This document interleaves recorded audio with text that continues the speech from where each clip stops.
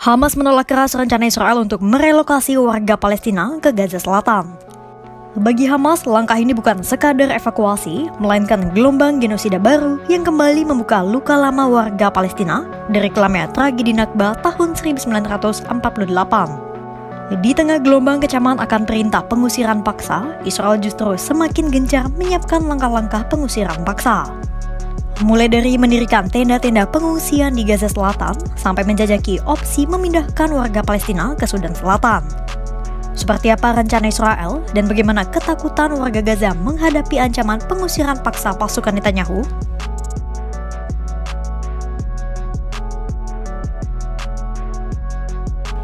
Pada Minggu 17 Agustus 2025, Hamas menyatakan tegas mereka mengecam dan menolak rencana Israel merelokasi warga Palestina ke Gaza Selatan. Pasalnya, tak hanya menyusun rencana, Israel bahkan telah membangun tenda-tenda dan tempat pengungsian di Gaza Selatan. Menurut Hamas, rencana relokasi paksa itu lebih tepat disebut sebagai gelombang genosida baru bagi ratusan ribu penduduk di Gaza.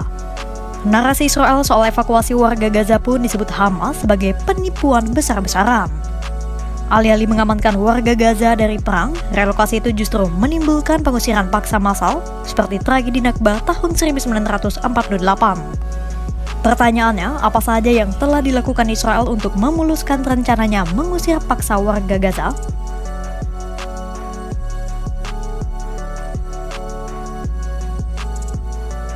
Setelah menyetujui rencana pendudukan seluruh Gaza pada awal Agustus 2025, kini Israel mengumumkan akan memindahkan warga Palestina ke Gaza Selatan. Pengumuman itu dikeluarkan pada Sabtu 16 Agustus 2025. Berikut langkah-langkah yang dilakukan Israel terkait relokasi paksa warga Gaza. Pertama, Israel melakukan sejumlah persiapan untuk memindah paksa warga Palestina yang berada di zona operasi militer ke Gaza Selatan. Pemindahan paksa itu dilakukan untuk mempersiapkan perluasan operasi militer di Gaza Tengah dan Utara. Sebagai tindak lanjut, Badan Militer Israel yang bertugas mengawasi sistem kemanusiaan di Gaza atau Kogat telah menyiapkan tenda-tenda di Gaza Selatan. Israel tak merinci dengan pasti kapan pengusiran paksa akan dilakukan. Namun, Menteri Pertahanan Israel Katz menyebut, rencana relokasi warga Gaza telah memasuki tahap akhir diskusi. Relokasi paksa ini berpotensi menimbulkan krisis kemanusiaan berulang yang semakin parah bahkan di tempat pengungsian baru. Tak ada jaminan krisis kemanusiaan dan kelaparan akan membaik di lokasi pengungsian baru. Ketimbang memindahkan warga Gaza ke tempat yang diklaim Israel sebagai zona aman, rencana penggusuran paksa ini justru menambah masalah baru. Pasalnya, di wilayah yang disebut zona aman oleh Israel seperti Al-Mawasi pun masih saja tak terhindar dari serangan udara Tel Aviv. Opsi kedua dari rencana Israel memindahkan warga Gaza ini telah menuai reaksi kecaman. Israel dilaporkan tengah meninjau opsi mengusir warga Gaza keluar dari Palestina dan memindah paksa jutaan orang ke Sudan Selatan, sebuah negara di Afrika yang juga dipenuhi konflik. Sejumlah sumber diplomatik menyebut opsi itu telah dibahas oleh delegasi Israel dan Sudan Selatan. Sinyal rencana itu muncul saat Menteri Luar Negeri Sudan Selatan, Mandai Semaya Kumba, mengunjungi Israel pada Juli 2025. Pejabat Otoritas Palestina atau PLO, Wasef Abu Yosef segera menolak rencana pemindahan warga Gaza ke Sudan Selatan atau negara lain.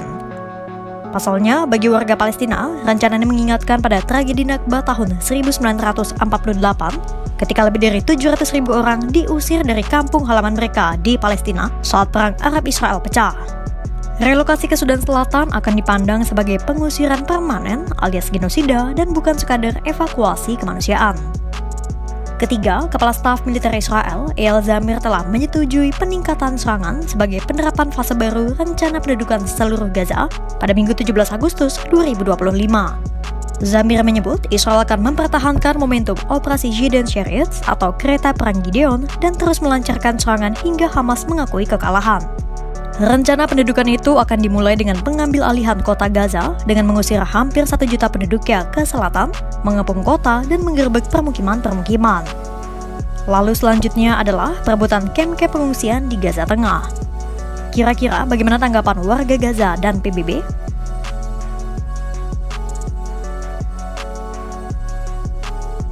Setelah mendengar rencana soal pemindahan paksa 1 juta warga Palestina, warga Gaza segera dicekam ketakutan dan kecemasan.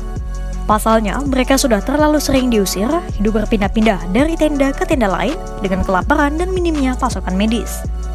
Sejumlah warga Gaza mengaku mereka lebih memilih tetap tinggal di Gaza ketimbang harus menghadapi penderitaan baru di selatan. بدعو الله وبتمنى من الله سبحانه وتعالى انه هذا ما يصير على شعبنا لانه شعبنا تعب معنا وتعب حياته كلها تعب نزحنا كثير في حياتنا برجو من الله انه هذا ما يصير ابدا نضلنا قاعدين في خيامنا هنا افضل ما نروح غاد فيش خيام اسم انسانيه ولا غير انسانيه والغصب غاد هان والقصب هان. Namun, ada pula warga Gaza yang pasrah mencari tenda pengungsian baru atau menghubungi kerabat mereka di Gaza Selatan. Namun pada dasarnya, hampir semua warga Gaza memandang rencana relokasi ini sebagai pengusiran menuju kehampaan. Pasalnya, tidak ada jaminan hidup yang lebih baik jika mereka diperintahkan kembali mengungsi dan pindah ke Gaza Selatan. Rencana relokasi paksa itu turut menyulut kecaman dari PBB. PBB menyebut rencana itu hanya akan menimbulkan krisis kemanusiaan buatan manusia di Gaza dan bisa memburuk secara signifikan jika tak ada tindakan apapun untuk meringankan penderitaan. PBB pun serba salah karena mereka tidak bisa dengan mudah masuk ke Gaza karena menghadapi pembatasan dari Israel. Lebih dari 90% dari 2 juta penduduk Gaza berada di ambang kelaparan parah usai Israel membatasi operasi bantuan PBB dan menuduh Hamas menjarah persediaan makanan untuk mereka sendiri. Badan Kemanusiaan untuk Palestina, UNRWA, bahkan menghadapi pembatasan ketat setelah Israel menuding anggota Hamas ada di antara stafnya, yang mana klaim ini terus dibantah badan PBB tersebut. Gaza kembali berdiri di tepi jurang sejarah. Bagi Israel, rencana relokasi ini mungkin dianggap solusi militer. Tapi bagi warga Gaza, ini adalah bayangan Nakba baru, tragedi pengusiran yang pernah merenggut tanah dan hidup mereka pada 1948. Suara penolakan menggema dari rumah-rumah yang telah rata dengan tanah hingga tenda-tenda para pengungsi. Tak ada lagi tempat yang layak, tak ada lagi tempat yang aman dari bom. PBB pun mengecam langkah ini tak hanya melanggar hukum internasional, tapi juga mengancam jutaan nyawa yang sudah terperangkap dalam kelaparan dan putus asa. Pertanyaannya, akankah tragedi Nakba kembali terulang? Bagaimana dunia akan bertindak kali ini? Pantau terus perkembangannya hanya di kanal YouTube Kompas.com.